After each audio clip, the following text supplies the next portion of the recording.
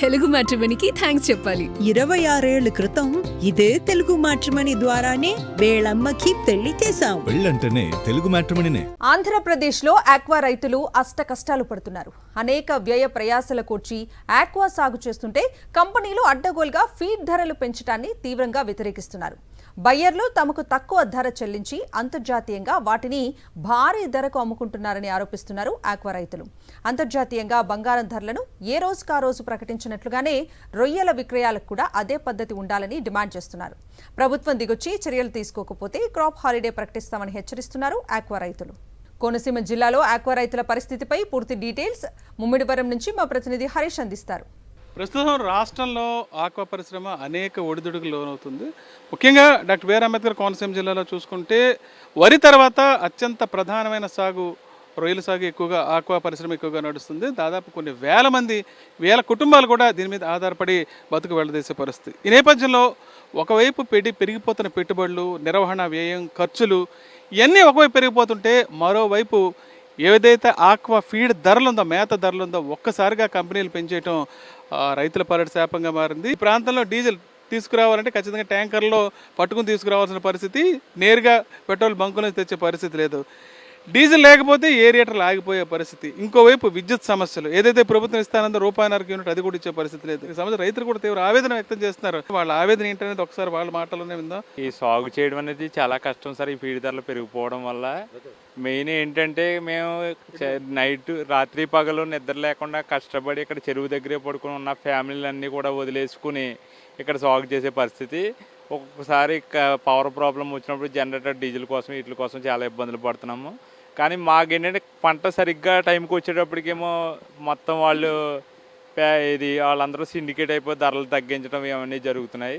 ఇప్పుడు అనుకోకుండా ఇప్పుడు ఫీడ్ ధరలు అనేవి పెంచడం అనేది చాలా దారుణం. దీని మీద ప్రభుత్వం అనేది వెంటనే యాక్షన్ తీసుకుని వాళ్ళపైన కొంచెం తీసుకుని ఆ ధరలు తగ్గించేటట్టు చేయాలి. లేదంటే కనుక ఆక్వా సాగు చేయడం అనేది చాలా కష్టం. ఇది ఒక సిండికేట్ వ్యవస్థ కింద నడుస్తుందండి.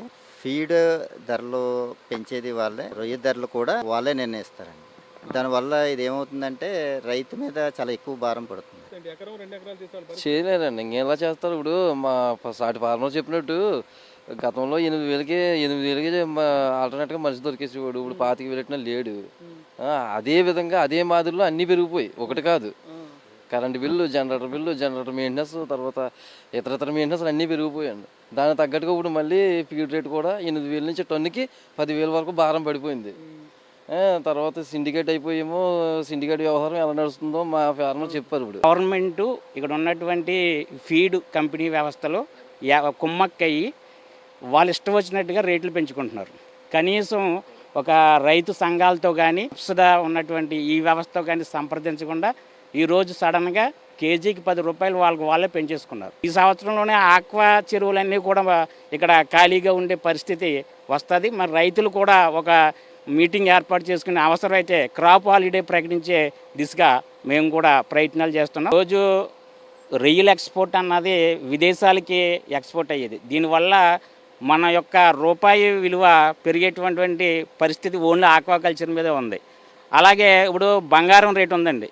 ఏ రోజుగా రోజు ఆన్లైన్లో విదేశాల్లో కూడా ఎంత రేటు ఉన్నదన్నది మనకి చూపిస్తుంది. కానీ మరి రొయ్యి రేటు వచ్చినప్పటికీ విదేశాల్లో ఎంత రేటు ఉన్నది మాకు తెలియట్లేదు.